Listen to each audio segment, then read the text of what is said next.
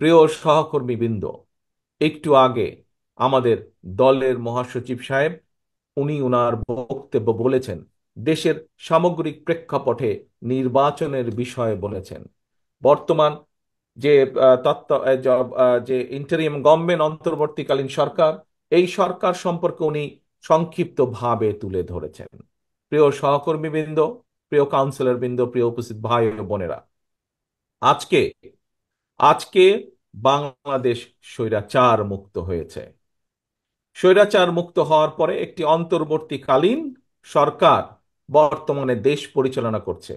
আমরা বিএনপি সহ double million offer Walton fridge কিনে পেতে পারেন 20 লক্ষ টাকা, রয়েছে কোটি কোটি টাকার নিশ্চিত উপহার।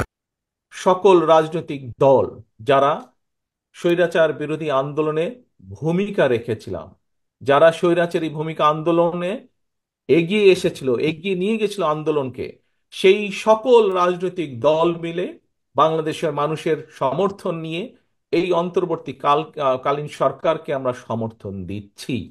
কেন?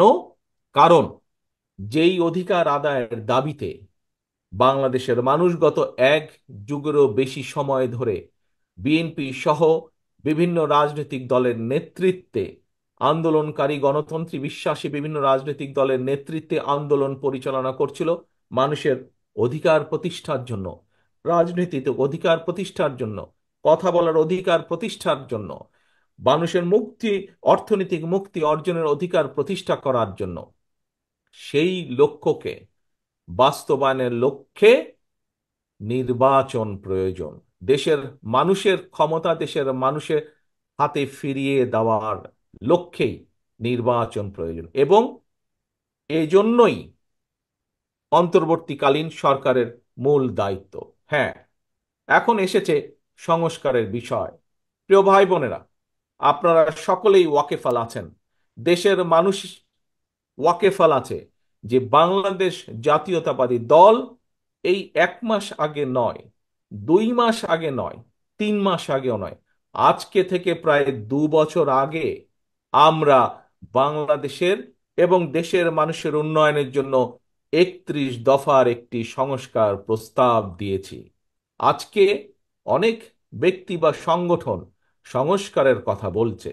আজকের অন্তর্বর্তীকালীন সরকার যে তারাও সংস্কারের কথা বলছে, কিন্তু এই সংস্কারের প্রস্তাব বিএনপি দেশের মানুষের সামনে প্রথম হাজির করেছে। কারণ বিএনপি দেশ এবং দেশের মানুষের জন্য চিন্তা করে বলেই আজ নয়, 3 মাস আগেও নয়, 6 মাস আগেও নয়, আজ থেকে 2 বছর আগে বিএনপি সংস্কার প্রস্তাব দিয়েছে।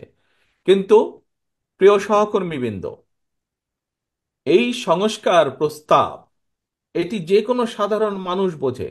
সংস্কার প্রস্তাবের কাজ বা সংস্কারের কাজ অবশ্যই অন্তর্বর্তীকালীন সংস্কার, কিছু কিছু সংস্কারের কাজ এই সরকার শুরু অবশ্যই করতে পারে, আমরা চাইও যে তারা শুরু করুক। কিন্তু সংস্কার একটি চলমান প্রক্রিয়া। সংস্কার একটি চলমান প্রক্রিয়া।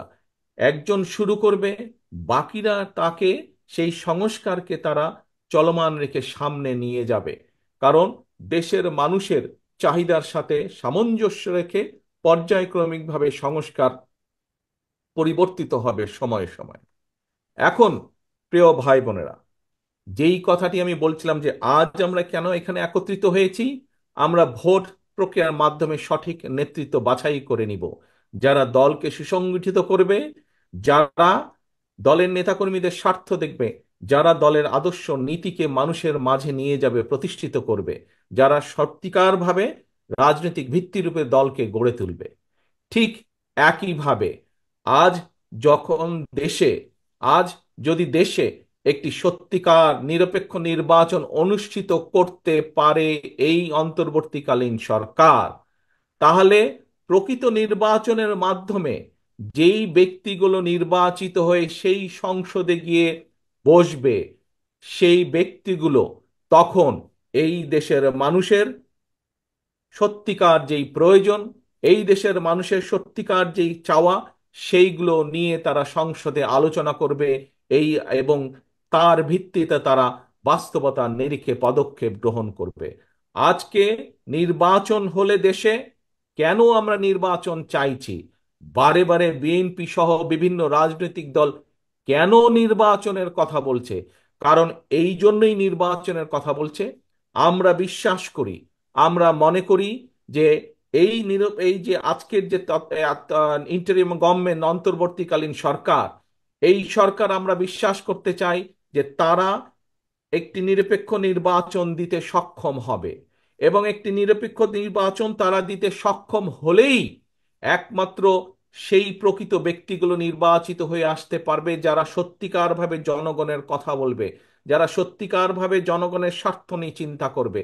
তাহলেই একমাত্র সংসদে বসে আলোচনা হতে পারে কিভাবে আমাদের দেশের ভবিষ্যৎ প্রজন্ম, বর্তমানে যে সন্তানরা, তাদের শিক্ষা ব্যবস্থাকে সুন্দরভাবে ঢেলে আমরা সাজাতে পারবো, যাতে করে তারা ভবিষ্যতে শুধু পুঁথিগত বিদ্যা না, তারা যে আমাদের মূল্যবোধ, সামাজিক মূল্যবোধ, সেই মূল্যবোধের আলোকেও শিক্ষিত হয়ে তারা দেশ গঠনের কাজে নিজেদেরকে নিযুক্ত করতে পারে।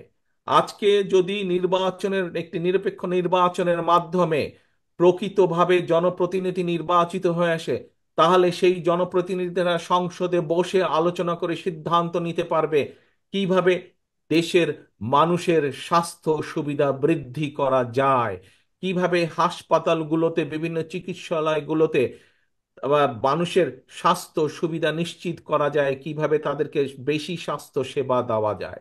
আজকে যদি সংসদে প্রকৃত জনপ্রতিনিধিরা নির্বাচিত হয়ে আসতে পারে একটি নিরপেক্ষ নির্বাচনের মাধ্যমে, তাহলে তারা বসে আলোচনা করে সিদ্ধান্ত নিতে পারবে কিভাবে বাংলাদেশের কৃষকদেরকে তাদের সমস্যাগুলো ধীরে ধীরে পর্যায়ক্রমিকভাবে কমিয়ে নিয়ে এসে কৃষকদের সুবিধা বৃদ্ধি করা যায়, কৃষকদের সমস্যার সমাধান করা যায়।